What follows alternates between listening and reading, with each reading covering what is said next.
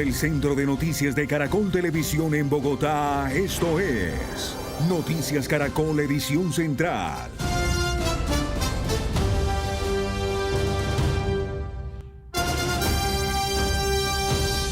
Buenas noches y bienvenidos a la edición central de Noticias Caracol. Un hombre armado abrió fuego en una de las zonas arqueológicas más representativas de México, las pirámides de Teotihuacán. Una turista canadiense fue asesinada y otros 4 resultaron heridos, entre ellos 2 colombianos. Andreina, ¿qué fue lo que pasó? Y expliquemos por qué es tan concurrido ese lugar, lleno de turistas. Sí, señora Malú, Teotihuacán es uno de los sitios arqueológicos más importantes de México y del mundo. Fue una de las grandes ciudades de la América prehispánica y es Patrimonio Mundial de la UNESCO declarado en 1987. Miremos en el mapa, está ubicado en el Estado de México, en los municipios de Teotihuacán de Arista y San Martín de las Pirámides, a unos 48 kilómetros al nororiente de Ciudad de México. Según datos de las autoridades mexicanas, la zona arqueológica y su museo reciben alrededor de 1.800.000 visitantes al año, atraídos por sus impresionantes pirámides, la del Sol y la de la Luna, por su escala monumental, su trazado geométrico y su enorme influencia cultural en Mesoamérica. Hoy, ese atractivo turístico fue escenario de un tiroteo que dejó una persona muerta y 4 heridos, entre los que hay 2 colombianos. Uno de ellos es un niño de 6 años. Oye, en la bolsa trae más. ¿Sí? Aquí está, se ve, o sea, desde la cámara se está viendo que la está armando. Turistas grabaron el momento en el que el agresor alista sus armas. Va a aventar otra bala para hacer... Varios visitantes estaban en el suelo, a unos metros del tirador, en la turística zona arqueológica de Teotihuacán, en la pirámide de la Luna, la única del sitio que puede ser subida a través de unas empinadas escalinatas de piedra volcánica. Los estamenos. El hombre comienza a disparar indiscriminadamente. ¡Que nadie se mueva!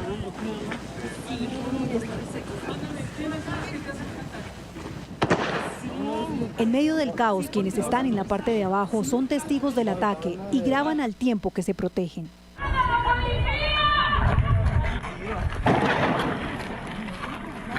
Tras los eternos minutos de tragedia, el agresor se quitó la vida. Policías estatales y la Guardia Nacional resguardan el lugar donde encontraron un arma de fuego, un arma blanca y cartuchos. Por ahora se desconocen las motivaciones del atacante y su identidad. Son únicamente las 2 personas que tenemos sin vida, que es el agresor y una mujer. Hay 4 lesionados, 2 de nacionalidad colombiana, un ruso y una canadiense. La presidenta Claudia Sheinbaum expresó su solidaridad por las familias e informó que está en contacto con la Embajada de Canadá tras la muerte de una turista de ese país en el tiroteo. ¡Que nadie se mueva! Otro grupo de más de 200 turistas resultó afectado por un hecho violento en Río de Janeiro. Se quedaron atrapados en lo alto del emblemático Cerro de Dos Hermanos debido a un operativo policial contra narcotraficantes en una favela. Habían ido, como es usual, a ver el amanecer, pero durante más de 2 horas fueron testigos de intensos tiroteos entre agentes de seguridad y miembros del Comando Vermelho, uno de los grandes grupos criminales de Brasil. Y en Estados Unidos, un hombre les disparó y mató a 8 niños en el estado de Luisiana. 7 de ellos eran sus hijos. El agresor, con problemas de salud mental, fue abatido por la policía. Aún quedan rastros de sangre en la puerta donde también se ven los agujeros de balas. Hace tan solo unas horas esta casa era escenario de una masacre que tiene conmocionada a toda una comunidad y a un país. Hoy, estos peluches, globos y flores tratan de simular un altar que conforte en medio del dolor por la tragedia. 8 niños inocentes perdieron la vida a causa de la violencia doméstica. No hay palabras que puedan expresar la magnitud de esta pérdida. Las víctimas tenían entre 1 a 11 años y su asesino era también su papá, o al menos en el caso de 7 de los 8 menores que fueron asesinados por Shamar Elkins, quien hace tan solo unos días había publicado estas fotos en sus redes sociales junto a sus hijos, a los que luego asesinó. Hoy leyeron uno a uno sus nombres. Jayla Elkins, age 3, Shayla Elkins, age 5, Kayla Hugh, age 6. Según las autoridades, los primeros reportes se recibieron a las 5:55 de la mañana, cuando Elkins le disparó a su esposa. De ahí se dirigió a otra residencia en donde estaban sus hijos y otra mujer con la que aparentemente tuvo una relación previa. Les disparó a todos. Posteriormente robó un vehículo e inició una persecución en la que finalmente las autoridades lograron darle de baja. Elkins tenía problemas de salud mental y venía expresando pensamientos suicidas. Recientemente su esposa le había pedido el divorcio. Las dos mujeres se mantienen con vida, pero en estado delicado. Y es muy compleja la situación de orden público en Nariño. En las últimas horas fueron asesinados 3 militares en Ipiales y 4 niños pequeños resultaron heridos tras caer a un campo minado en Olaya Herrera. 3 de ellos fueron trasladados a Cali y permanecen bajo pronóstico reservado. Los soldados profesionales Andrés Esteban Álvarez Sierra, Darwin Arnoldo Gómez Gutiérrez y Brian Steven Galindo Amado murieron tras ser atacados con explosivos lanzados desde drones mientras desarrollaban operaciones militares en zona rural de Ipiales, Nariño. Según la tercera división del ejército, las disidencias de las FARC, conocidas como los comandos de frontera, serían las responsables. Otros 2 soldados resultaron heridos. En otro punto de Nariño, en la vereda La Laguna, zona rural del municipio de Olaya Herrera, 4 niños entre los 2 y 7 años de edad resultaron gravemente heridos tras caer en un campo minado cuando jugaban. Los menores fueron evacuados en un helicóptero hasta un centro médico de Tumaco, donde fueron estabilizados. Eran menores de 7 años, los cuales tuvieron un accidente por un artefacto de mina con múltiples traumas. Los 2 ingresan al servicio de urgencia. El primero de ellos con una herida a nivel de abdomen, la cual fue corregida por nuestro equipo de cirugía. En el segundo caso, tuvimos otro paciente de 7 años de edad, también con una esquirla muy grande. Ante la gravedad de las heridas, 3 de ellos fueron remitidos al Hospital Universitario del Valle en Cali. A través de un comunicado, la institución confirmó que los menores permanecen bajo observación. La presencia de artefactos explosivos en zonas donde habita la población civil es absolutamente inaceptable y representa una grave afectación a los derechos humanos y especialmente a nuestros niños. Rechazamos categóricamente y al mismo tiempo solicitamos que nuestros jóvenes sean excluidos de este conflicto. En Nariño fueron intensificados los operativos contra las disidencias de las FARC. Y por otra parte, la profesora que resultó herida en medio de un ataque terrorista en Saravena falleció en las últimas horas. Al Hospital San Vicente en Arauca fueron trasladados los 8 policías que resultaron heridos en la emboscada del ELN. Los uniformados tienen heridas producto del ataque con explosivos y ráfagas de fusil. Docentes de Saravena marcharon exigiendo que pare la guerra en ese departamento. Cada media hora un animal muere o resulta herido en estos conflictos armados en Colombia. Este es uno de los datos más alarmantes de un estudio presentado por la Jurisdicción Especial para la Paz. La guerra en Colombia también se ha librado contra los animales. Los subversivos hicieron llegar un burro cargado de dinamita, el cual hicieron explotar a control remoto. Casi 30 años después, la escena se volvió a repetir. Donde estalló una mula cargada con explosivos. No fueron hechos aislados. Es una práctica que ha permanecido en el tiempo, el uso de animales como armas. La Jurisdicción Especial para la Paz lo documenta en un informe sin precedentes. Daños invisibles, la violencia contra animales en el conflicto armado en Colombia. Que es una cifra alarmante, 100.252 animales. Esta cifra corresponde indudablemente a un subregistro. Pero adicionalmente quiero decirle que cada 30 minutos un animal es herido gravemente o muerto en medio del conflicto armado o como consecuencia del conflicto armado. El documento advierte que 44 especies están en riesgo crítico de extinción por acciones de grupos armados ilegales, entre ellas el tití cabeciblanco, la anta colombiana y el sapo bamboré. Antioquia encabeza los territorios más afectados y las disidencias de las FARC figuran entre los principales responsables. El informe también reabre el debate en el Congreso sobre reconocer a los animales como víctimas del conflicto armado. ¿Qué es lo que busca el proyecto de ley? Primero, reconocer a los animales víctimas. Segundo, establecer planes de restauración ecológico para esos ecosistemas que han venido siendo devastados por efectos del conflicto. Y tercero, reconocer que en el Código Penal todavía no está prohibido ni penalizado el uso de animales animales como herramientas o como armas trampa en el conflicto. El informe también documenta envenenamiento, abandono forzado, retención ilegal, acciones militares y tráfico de animales. En Colombia, la guerra no solo deja víctimas humanas, también deja una huella profunda en la fauna, que casi nunca se cuenta. Lo último en Noticias Caracol.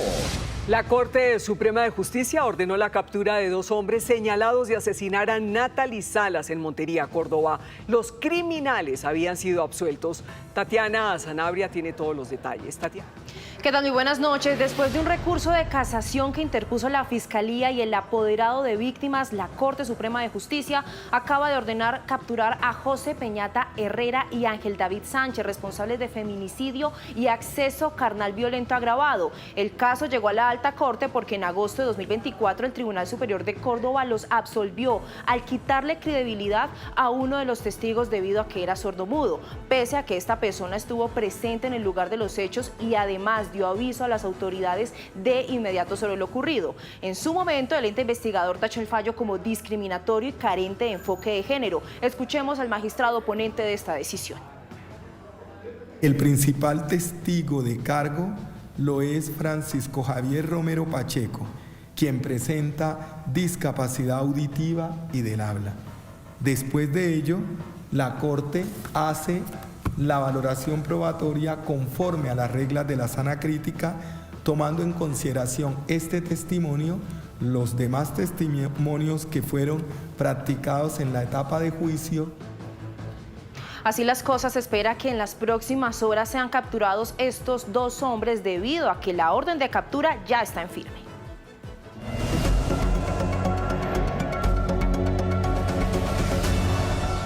Y a las 7:14 activamos el radar de la política y tenemos nuevos detalles de la posibilidad de un debate entre los candidatos a la presidencia de la República. Alejandra tiene todos los datos. Así es, Malu. Pues miren, mañana se va a dar una reunión del equipo de campaña de Iván Cepeda, donde se van a definir las propuestas que se van a presentar a través de sus compromisarios, de cómo, cuándo y dónde debería darse ese debate. Entre tanto, las demás campañas van anunciando a los delegados que van a tejer esa discusión de ideas.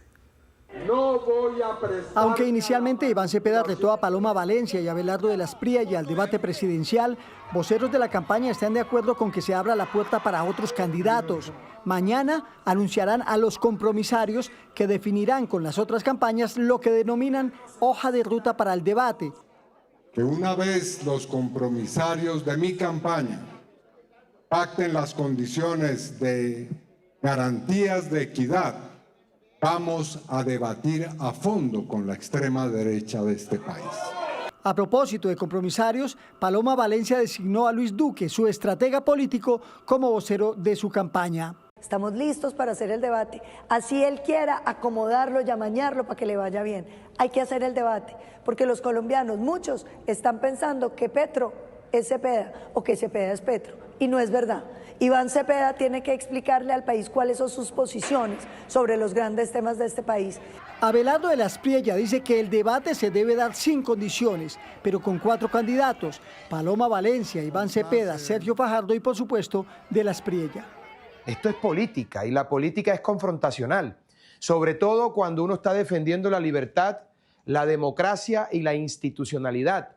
Cepeda, deja de lloriquear y acepta que se te digan las verdades sobre lo que tú representas, defiendes y de quién eres el heredero.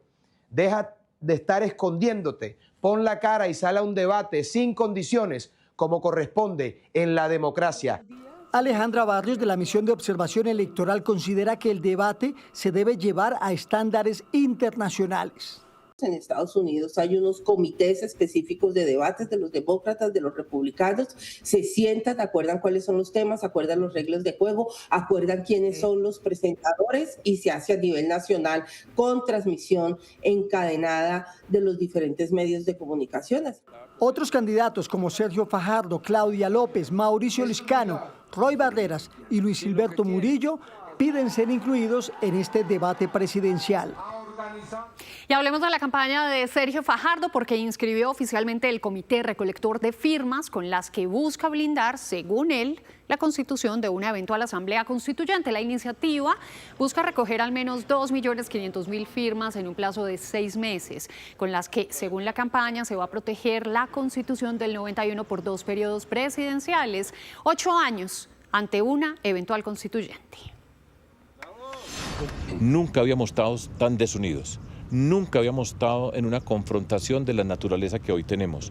Nunca habíamos visto desde el gobierno una manera rutinaria, dirigida, de irrespetar esa Constitución.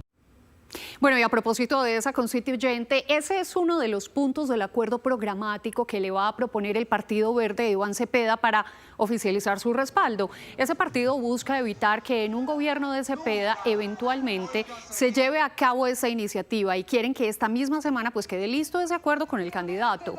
Recordemos que el pasado viernes un buen sector del Verde acompañó a Cepeda en Tunja. Y por el lado de Paloma Valencia, la candidata sumó nuevos apoyos de excongresistas de distintos partidos. En su paso por Cali, la candidata recibió el respaldo del ex representante a la Cámara, Juan Fernando Reyes Curi, experto y autor de varias leyes antitrámite. También recibió el apoyo de algunos taxistas con los que se comprometió a tener un diálogo permanente frente a los temas que hoy los afectan. Hasta se subió y manejó un taxi por las calles de Cali, vean ustedes. ¿Aquí podemos dar la vuelta para allá o es contravía, no para acá? Mañana martes va a arrancar la impresión del que sería el tarjetón para la primera vuelta presidencial. Este sería el diseño final. Recordemos que después del sorteo de ubicación que se realizó el pasado 25 de marzo, hubo 2 novedades: la modificación de 8 logos de candidaturas y la renuncia de Clara López. Como pueden ver ustedes, el espacio en el que estaba López aparecerá en blanco. 7:19 y esta noche tenemos un nuevo capítulo del video podcast Entre Líneas y nuestro director Juan Roberto Vargas conversó con la candidata presidencial Claudia López. Aquí les tenemos un abrebocas de esta charla. Tampoco sabía que a usted se le murió una hermana cuando eran niñas. ¿Cómo es esa historia? Había una claraboya grande que daba al patio central. Corrimos, jugamos, no sé qué, y nos dio por saltar encima de esta claraboya. Y de pronto yo paso y de pronto volteo a mirar y lo que escucho es un grito, el grito de mi mamá, y no veo a Martica allá en la azotea. Y claro, lo que veo es que se rompió la claraboya. Entonces cae en el patio central de la casa. Fruto de nuestras denuncias de parapolítica, me llama a mí la Unidad Nacional de Protección. Yo estaba de casualidad en Colombia haciendo una investigación de mi doctorado. Me dicen, sabemos que está en Colombia. Usted obviamente no tiene esquema de protección porque como vive afuera, pues viene aquí de vez en cuando, no lo tiene, pero la van a matar. Entonces, por favor, váyase de aquí a que le pongamos un esquema de protección. Mejor dicho, la matan primero que ponerle un esquema de protección. Entonces yo digo, bueno, pues yo me puedo volver para mi universidad en Chicago, pero voy a ir a hacerme los chequeos médicos. Para uno de mujer puedes tener que cambiar de ginecólogo. Y fui, hice mis exámenes y me dijeron, tiene cáncer en el seno izquierdo. Tiene que cruzar esa puerta, ir y programar una cirugía ya. Yo le dije, pero tengo una amenaza a un sicario, me tengo que ir. Me dijo, no se puede ir hasta... Opérese y se va. Usted es política por naturaleza, ¿no? Desde que tengo 18 años siempre ha habido alguien que con mucha generosidad me dice, oiga, venga, usted es una vieja berraca, echa pulso, carismática, metelona, ¿por qué no se mete a las elecciones, sea candidata a algo? Y yo duré 25 años de mi vida diciendo, no, ni por el carajo, ese mundo es dificilísimo, es un mundo hostil, es un mundo de corruptos. Y Antana siempre me decía, métase, usted es una persona de un gran liderazgo. Y sin embargo yo te diría, mi obsesión en la vida ha sido combatir lo que yo creo que son los 3 grandes males de Colombia. La violencia, la corrupción y la desigualdad. Esta es una sociedad donde ni siendo berraco uno sale adelante. No. Es porque el 70% de lo que es un colombiano depende de dónde nace y de quiénes eran sus padres. Ustedes pueden escanear este código QR para ver el capítulo completo. Los esperamos a las 8 en punto en nuestras plataformas digitales. Y a las 7:21 hacemos una primera pausa. Ya regresamos con más noticias y más historias. Hoy se lanzó oficialmente Negocios DITU, el canal económico digital de Caracol Televisión. Durante su presentación se realizaron 2 debates sobre los temas clave de la economía colombiana. En el lanzamiento oficial de Negocios DITU, el plato fuerte fue el debate sobre la economía del país y participaron voces calificadas como líderes gremiales, analistas y exministros de Hacienda. En el espacio también participaron los integrantes de la plataforma. Detrás de cada apuesta hay periodismo. Un equipo que está bajo la mampara de credibilidad de Noticias Caracol y acompañado por voces expertas que han llevado esta conversación a escenarios internacionales. Los 9 participantes en el foro coinciden en que Colombia no tiene una buena salud económica y que hay una bomba en el tiempo. Cuando uno se siente mal, que sabe que está incubando algo por dentro, que tiene las defensas actuando de una forma contundente, pero que al mismo tiempo no se nota todavía. Como dicen, en la foto sale bien, pero por dentro está con las enfermedades incubándose. Y así está el país.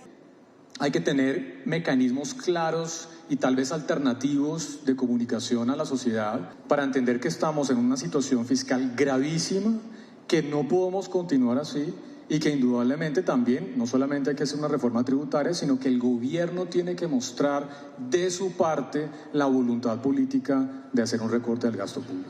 Otro de los temas principales fue si debe realizarse o no una reforma tributaria. Algunos consideran que no es oportuno, mientras otros califican que puede revisarse la idea.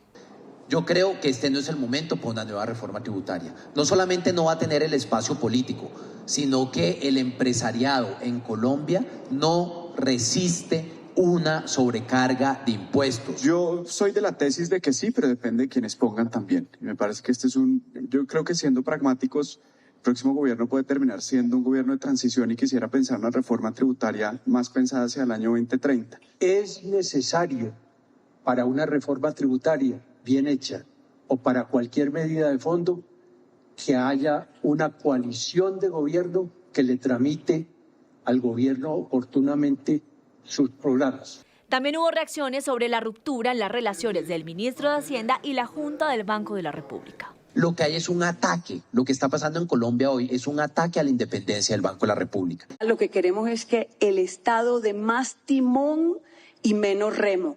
El remo estamos dispuestos a darlos los empresarios, pero necesitamos un timón claro que vaya hacia una parte con certeza. En este espacio también se resaltó la apuesta de DITU, que abre espacios para entender la economía desde la voz, quienes toman decisiones y convierte la información en una herramienta clave para comprender los desafíos y oportunidades del país. Elegimos estar de tu lado, por eso somos el mejor lugar para trabajar en Colombia.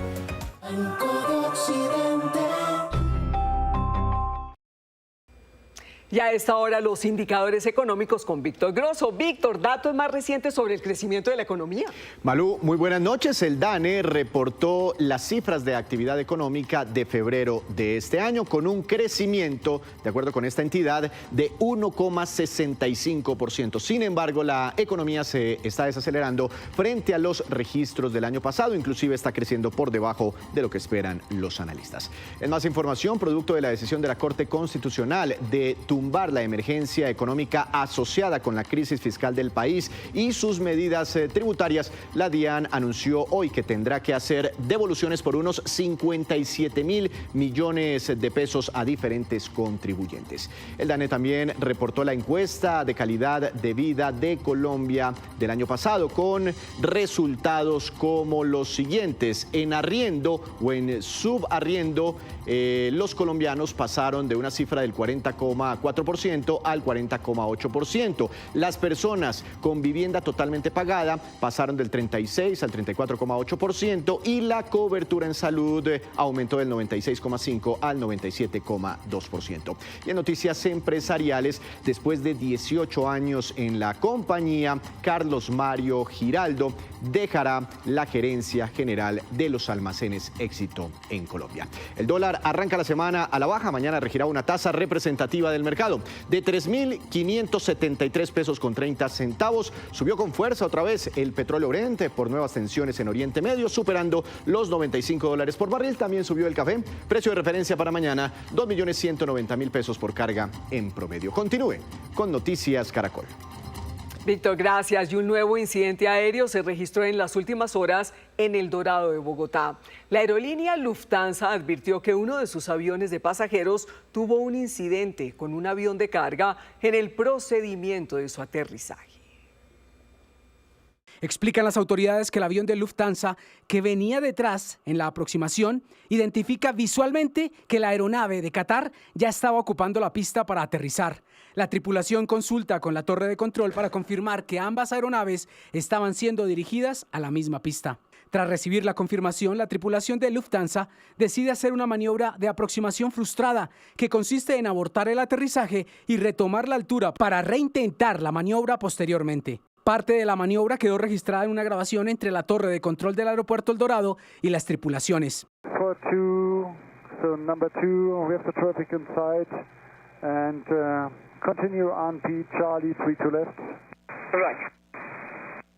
Qatar 8174 Heavy, runway 3 to left, wind 310 degrees, 03 knots, clear to land, expect to vacate via Kilo 3. Kilo 3, clear to land, runway 32 left, Qatar 8174, thank you. Sobre el incidente, Lufthansa resaltó en un comunicado que tras el cierre temporal de una pista, todo el tráfico fue desviado repentinamente a otra pista, lo que provocó que el avión de carga operara por debajo de la altura de aproximación requerida, dando lugar a una separación reducida. Por su parte, la Aeronáutica Civil aseguró que en el hecho se generó una proximidad entre aeronaves de 1 milla horizontal y 1.200 pies de diferencia de altitud vertical. Explicaron que al momento en que ambas aeronaves coincidieron verticalmente, existía ya casi una separación de 3.000 pies de altitud entre ellas. Concluyó la Aerocivil que el evento no representa un riesgo para la seguridad de los pasajeros ni de las tripulaciones. Sobre el incidente, el presidente de ACDAC explicó que estas maniobras, llamadas de aproximación frustrada o sobrepaso, son normales en la aviación. Se presenta muy seguido y a medida que haya más afluencia de tráfico, haya muchos más aviones, puede presentarse mucho más seguido precisamente por esta circunstancia. Por su parte, el Ministerio de Transporte pidió la intervención de la Contraloría General para realizar una auditoría a la Aerocivil.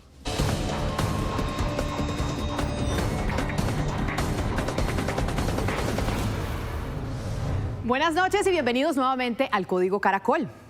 Ante la controversia con la Junta Directiva del Banco de la República, el gobierno decidió promover un debate público sobre la política monetaria con el objetivo de cuestionar las decisiones de incrementar las tasas de interés para frenar la inflación, pero que para el Ejecutivo también frena el crecimiento económico. Mañana en el centro de Bogotá se realizará el primer evento promovido por el Ministerio de Hacienda. Allí intervendrán el presidente Gustavo Petro, el ministro Germán Ávila y 3 de los actuales codirectores del banco. También serán oradores varios profesores de universidades extranjeras que critican las políticas económicas ortodoxas. Pero el personaje invitado que llama la atención es el expresidente ecuatoriano Rafael Correa, quien se encuentra exiliado en Europa, escapado de una condena de la justicia de su país. La presencia de Correa en nuestro país seguramente aumentará las tensiones con el gobierno del presidente Daniel Noboa, quien ha utilizado los aranceles para expresar sus diferencias con el gobierno colombiano. Así que seguramente mañana, del auditorio del Centro Cultural Gabriel García Márquez, saldrán noticias que aumentarán el enfrentamiento entre el gobierno y la Junta Directiva del Banco de la República y el gobierno colombiano y el de Ecuador. El próximo 21 de julio, la Nación debe transferirle a Bogotá 160.940 millones de pesos como aporte de su compromiso económico para la construcción de la primera línea del metro de la capital. Recordemos que la Nación financia el 70% y el distrito el otro 30%. Los pagos de la Nación se hacen 2 veces al año, uno en enero y el otro en julio. El año pasado, después de una reunión entre el alcalde Galán y el presidente Petro, este último le pidió poder aplazar el pago de la cuota de julio del 2025 para finales del año. Solicitud que el alcalde aceptó y por eso la Nación pagó a finales del 2025.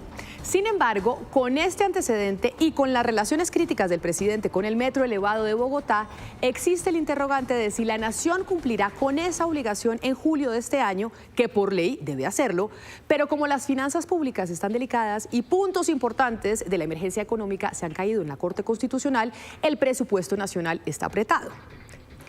Falta que Bogotá mande el documento que en términos prácticos es como la cuenta de cobro. La gran pregunta es si le pedirán de nuevo al distrito que se aplace ese pago y así dejar el desembolso y el chicharrón al gobierno que viene. Al Consejo de Estado empezó a llegar una lluvia de demandas que se intensificará en los próximos meses, con las que se busca la nulidad de la elección de los congresistas elegidos el pasado 8 de marzo. Algunas de estas acciones cuestionan los resultados de los escrutinios que aún no terminan en todas las circunscripciones y mantiene abierto el proceso para el Senado de la República. Otras, sin embargo, van directamente por las curules de quienes habrían incurrido en doble militancia en alguna de sus distintas modalidades. En ese tribunal ya avanza una demanda contra Laura Daniela Beltrán, María Fernanda Carrascal y María del Mar Pizarro, elegidas por el Pacto Histórico como representantes a la Cámara por Bogotá.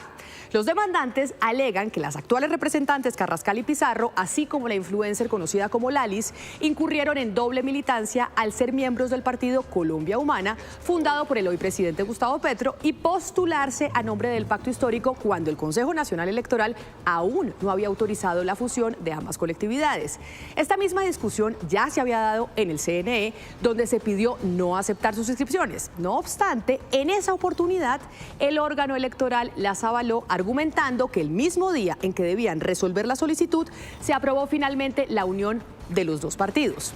Las representantes tendrán que afrontar entonces un duro debate jurídico para defender sus curules. El panorama además se complica porque esta tarde llegó una nueva demanda a la sección quinta del Consejo de Estado, la cual seguramente se acumulará a la que ya fue trasladada a las partes para que se pronuncien sobre la suspensión provisional bajo el despacho del magistrado Pedro Pablo Vanegas.